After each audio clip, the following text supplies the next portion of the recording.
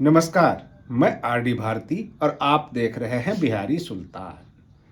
पिछले सप्ताह सर्वोच्च अदालत ने दो बड़े फैसले लिए।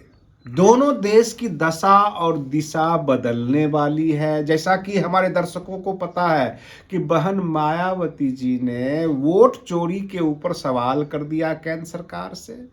लेकिन ये सवाल केवल सवाल ही नहीं रहा। कांग्रेस के मनीष तिवारी ने सर्वोच्च अदालत में जो सवाल किया है, सर्वोच्च अदालत भी सकते में है और केंद्र सरकार फंस गई है। अब मामला टेक्निकल हो गया है।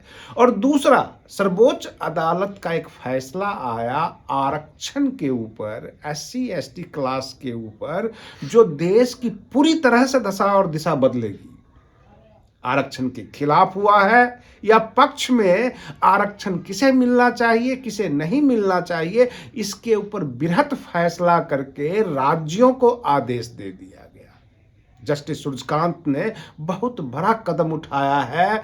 आजादी से लेकर आज तक इतना बड़ा कदम नहीं उठाया गया था। बहुत बड़ा भूचाल आ सकता है। लेकिन सबसे पहले मैं आपको बता दूं, सर्वोच्च अदालत में जो मनीष तिवारी ने सवाल किया कि आप हमें सोर्स कोड बताइए जो ईवीएम में आप डालते हैं, क्योंकि ईवीएम एक मशीन है, आप कहते हैं इसमें हेरा फेरी नहीं हो सकती, लेकिन हर कॉन्स्टिट्यूएंसी में कोई फिक्स तो है नहीं कि कितने कैंडिडेट खड़े होंगे।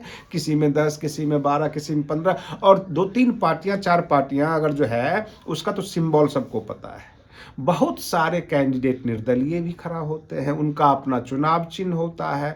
तो जो आपका प्रोग्रामर प्रोग्राम डालता है कि कितने नंबर पे कौन सा सिंबल है, कौन सा नंबर दबाने पे किस सिंबल पे जाएगा वोट, ये सोर्स कोड हमें बताइए। और सारा खेल वहीं से शुरू होता है।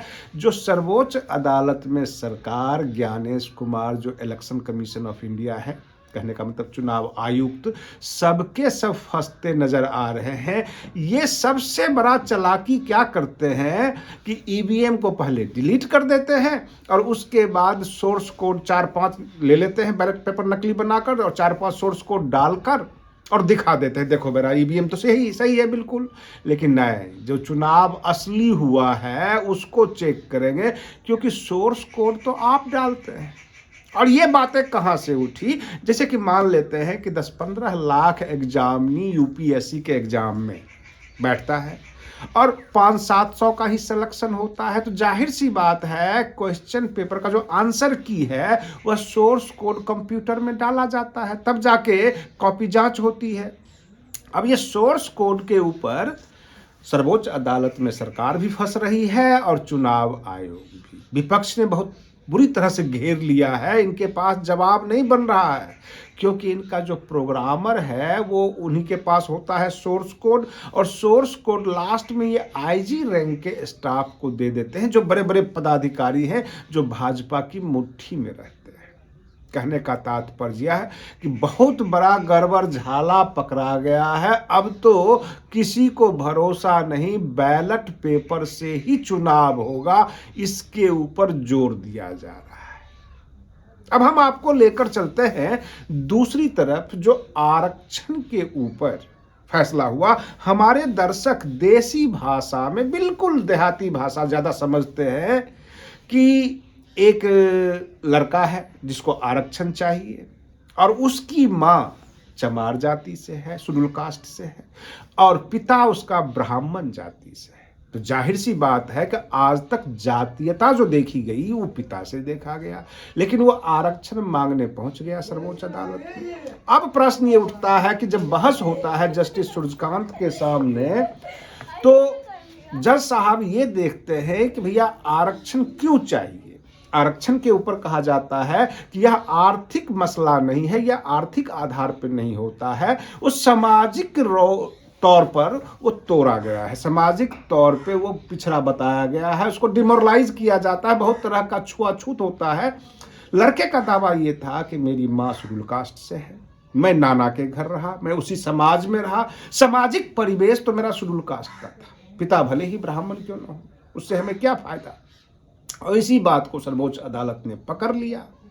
अब से वो सर्वोच्च अदालत ने डायरेक्शन दे दिया कि नहीं, पिता के नाम पे नहीं, माता के नाम पे जो है अब जाति तय होगी। और राज्यों को ये आदेश दिया गया कि जब आप अनुच्छेद 341 में जाति प्रमाण पत्र बनाते हैं तो आप केवल पिता का जाति ही नहीं पता करेंगे, माता का भी जाति पता करेंगे, और बच्चे का परवरिश शेड्यूल कास्ट के मोहल्ले में हुआ है अथवा ब्राह्मण जाति के मोहल्ले में, उसका जो लिविंग स्टैंडर्ड रहा है, रहन सहन, वो किस परिवेश में रहा है, ताकि जो लोग ये बोलते हैं कि ये सामाजिक पिछड़ापन है, ये आरक्षण उसी को मिलता है जो डिप्रेस क्लास है, जिसको समाज ने दूर रखा है। तो यह भी तो नाना के घर पला बढ़ा है, इसको भी तो समाज ने दूर ही रखा है। इसकी माँ जो है वो शेड्यूल कास्ट से है। जो इसकी आलोचना करने वाले विपक्ष के जो एडवोकेट थे वो ये कह रहे थे, इसका मतलब तो ये हो गया कि लोग अंतर्जातीय शादी करेंगे और जहाँ जहाँ रिजर्व कोटे का सीट होगा वहाँ वहाँ शादी करके अपनी पत्नी को खड़ा कर देंगे या अपने बच्चे को खड़ा कर लेंगे, क्योंकि उसको तो आरक्षण मिल जाएगा। तो ये बहस का विषय तो जरूर बन गया, लेकिन इससे अंतर्जातीय शादी कुछ ज़्यादा हो जाएगा, उसको बढ़ावा मिलेगा। ये कहना है जज साहब का कि अगर अंतर्जातीय शादी करवाने को बढ़ावा देना है तो ये करना होगा, क्योंकि माता ही मेन होती है, माता ही बताएगी कि उसका पिता कौन है नहीं है, और बच्चे का जाति डिसाइड होनी चाहिए माँ के जाति के नाम पे, और यही होगा। इस तरह से बृहत फैसला करके राज्यों को भेज दिया। अब आगे से जो भी सर्टिफिकेट बनेगा 341 में जाति प्रमाण पत्र, ये सर्वोच्च अदालत की डायरेक्शन को फॉलो करेगी राज्य सरकार। इस पे बहस शुरू हो गया है, आरक्षण में सेंध लगाना बोल रहे हैं, और बहुत सारे लोग हैं, जैसे चिराग पासवान है, उनकी जो है माँ ब्राह्मण है, पिता रामविलास पासवान जी थे। अब इस आधार पे तो उनको कहीं से रिजर्व सीट से खड़ा नहीं होने दिया जाएगा। लेकिन वहीं पे शांभवी चौधरी है जो कुणाल किशोर की बहू है, तो जाहिर सी बात है कुणाल किशोर जाति से भूमिहार है, और शांभवी चौधरी अशोक चौधरी की पुत्री है, तो उनके जो भी बच्चे होंगे उस सबको आरक्षण प्राप्त होगा। केवल शांभवी चौधरी को ही नहीं बल्कि उनके बच्चे को भी आरक्षण प्राप्त होगा। वो ये कह सकते हैं कि मेरी माँ शेड्यूल कास्ट है। और इस तरह से बहुत बड़ा भूचाल पैदा कर दिया गया। उधर केंद्र सरकार को जवाब नहीं बन रहा है ईवीएम के मसले पर, क्योंकि सोर्स कोड बताने को तैयार नहीं है ज्ञानेश कुमार जो चुनाव आयुक्त है। वहीं पर सबसे बड़ा घपला है, अन्यथा बैलेट पेपर से चुनाव होगा। क्योंकि मैं आपको बता दूं कि ईवीएम मशीन जो लाया गया था लोकसभा में पूर्ण बहुमत से कानून बनाकर। अब रही बात की एसआईआर, तो एसआईआर के मसले पे मैं अपने दर्शकों को बता देना चाहता हूं, ऐसा कोई प्रोविजन नहीं है, न जनप्रतिनिधि कानून में न संविधान में, कि आप पूरे देश को एसआईआर करवाओ। क्योंकि पावर दिया हुआ है संविधान में कि चुनाव आयुक्त कभी भी सुपरिटेंडेंस कर सकते हैं, सुपरविजन कर सकते हैं, किसी भी कॉन्स्टिट्यूएंसी को वो एसआईआर कर सकते हैं, यानी निरीक्षण कर सकते हैं कि मेरा मतदाता सूची सही है कि नहीं। इसका यह तो मतलब नहीं कि पूरे देश का शुरू कर दो। और रही बात ये, अगर आपको डाउट है कि रोहिंग्या मुसलमान घुस गए हैं, बांग्लादेशी घुसपैठिया घुस गए हैं, तो 4-6 लोगों के चक्कर में पूरे राज्य को उथल पुथल नहीं कर सकते हैं। ऐसा कोई प्रोविजन नहीं है। जैसे कि सीआरपीसी जब हम पढ़ते हैं तो 482 में inherent power of the high court है, लेकिन 483 में ये भी तो दिया हुआ है कि हाई कोर्ट कैन सुपरिटेंडेंस और टू द सबऑर्डिनेट, यानी अपने निचली अदालत को सुपरिटेंडेंस कर सकती है, हाई कोर्ट जांच परख कर सकती है। जैसे कि आर्टिकल 227 में सुप्रीम कोर्ट को पावर दिया हुआ है कि वो सुपरविजन कर सकती है, सुपरिटेंडेंस कर सकती है अपने निचली अदालतों को। इसका यह मतलब तो नहीं कि सुप्रीम कोर्ट सारा काम छोड़कर निचली अदालतों के पीछे ही पड़ जाए। चुनाव आयोग जो हर राज्य का एसआईआर और पूरे पूरे राज्य का करके ये गलत कर रहे हैं। जब आप चावल बनाते हैं तो पूरे के पूरे पतीले को तो आप चेक नहीं करते हैं, 2-4 चावल को आप चेक करके पता कर लेते हैं कि चावल बन गई है या नहीं बनी है।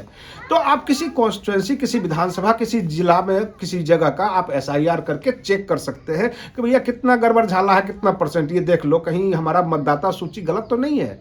लेकिन ये केंद्र सरकार के इशारे पर पूरा उलट पुलट जो चल रहा है, इससे पूरा देश परेशान है। और रही बात ये कि जो सोर्स कोड है, जो प्रोग्रामिंग है, जो आप सिंबल डालते हैं प्रोग्रामर, वो सोर्स कोड बताने को क्यों नहीं तैयार है? भाई सॉफ्टवेयर तो आप ही डालते हो, हार्डवेयर सही है, मशीन सही है, कोई भी मशीन बगैर डेटा का किसी को कुछ हैक नहीं कर सकता, कुछ ले दे नहीं सकता, ये सब सही है।